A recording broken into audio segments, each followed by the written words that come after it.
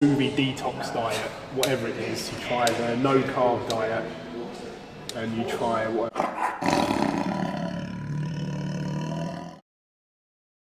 Mr. Geeks wrong. What would you define as big? Well, you know, man, like when you dig something. Got all these little diet plans. Try the keto diet.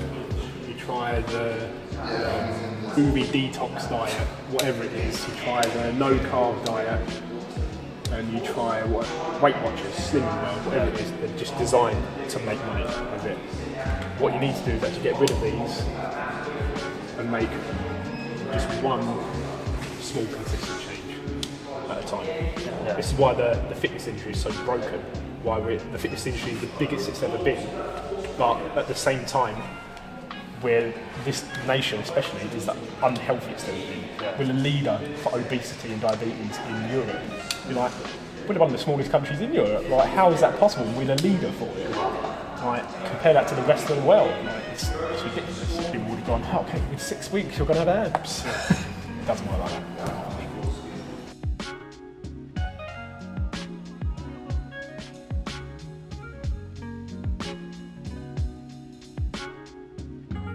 They want to compete. Let's say you come to me and it's like, I'm watching CrossFit. Yeah. I know I haven't done it before, but I want to compete. 2 years time I want to compete. Yeah. I'm still going to start you off with a GPP plan. Okay. Because of the nature of the sport of CrossFit, board general inclusive. We need you to be balanced in every single one of these. Yeah. If not, then there's going to be a big hole to try and chase down later on. Which means quite a lovely day today. Trained in the morning, which was nice. Then I had a little bit of break, got some videos filmed, and then had a PT with Shrav. Big shout out to Shrav. That PT was awesome, it's the only way I can describe it.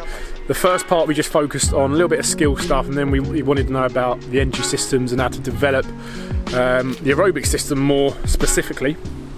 That lasted about half an hour. Then we started talking about talent and what makes up talent. Kind of, in my opinion, talent is made up of different ingredients. So you've got the genetic capability that people were born with. That's from your parents. You've got them to thank, and that's from their parents, your ancestors. You've then got the hard work ethic that allows you to develop upon that genetic potential.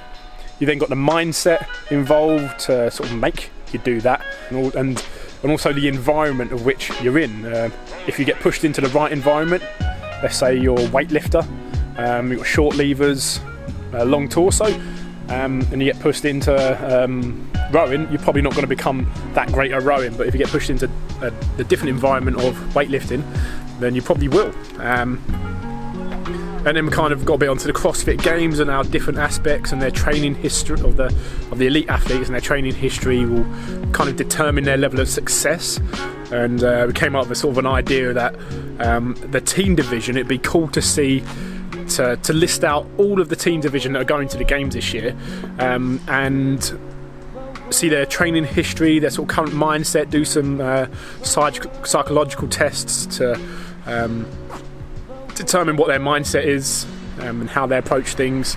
Their training, as I said, their training history, their level of ability, lever length, take all that into account, and you could probably predict who has a high chance of winning that competition, which is quite cool.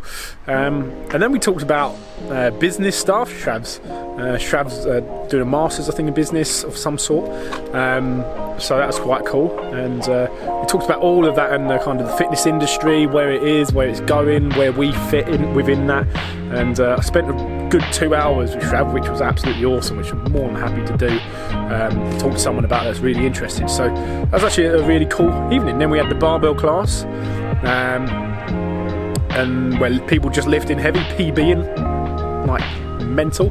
And then the last class, which was some back squats and some functional bodybuilding type stuff. And Will took another warm up, which hopefully you can all say he is improving massively, and it was awesome, to be honest. So yeah, that was Friday evening. Gonna go home and edit some website. Whoop.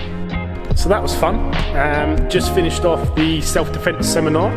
Haven't taken it in absolutely ages. Some stuff I used to teach in the army. We went through some defensive postures, how to strike with an elbow, how to strike with an open fist, an open palm, I should say. Some combination stuff, and the real aim of it was to demystify self-defense. Having done judo for such a long time, you get around this idea that self-defense is some kind of mystical art, that you have to get into these crazy positions to be able to do anything, and all these beautiful looking kicks and punches work. And the sad reality of it is a lot of the time they don't. They just don't work.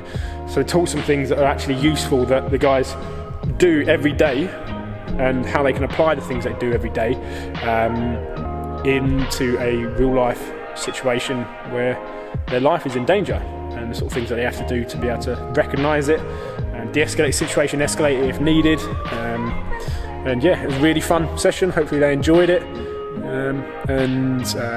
Yeah, you should have seen some clips of it now. Special effects are even better. So the need for this, why do we need to be able to protect ourselves? Stay alive, yeah? Protect yourself and the loved ones around you. The primary objective of that is to stay alive and keep. So a bit of background on my history around self-defense and that sort of stuff. I started judo when I was 3, just before I turned 3, first stepped on the mat. First memory is of me running around the mat getting beanbags from me in a tiny, tiny judo suit. Active in operational tours of Iraq and Afghanistan. Second one more active than the first. Fought for the British Army, on my services judo team as well, nationally, and spent 5 years during my career teaching public safety, public order and personal safety to troops deployed to operational theatres. Really fast one-handed push-up.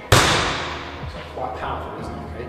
It's called open palm strike. A little bit more powerful, isn't it? Just by turning the foot side. If I do that all as one, more powerful. It's just an open palm. Set. Split jab. Push up. Set last one. Split jab.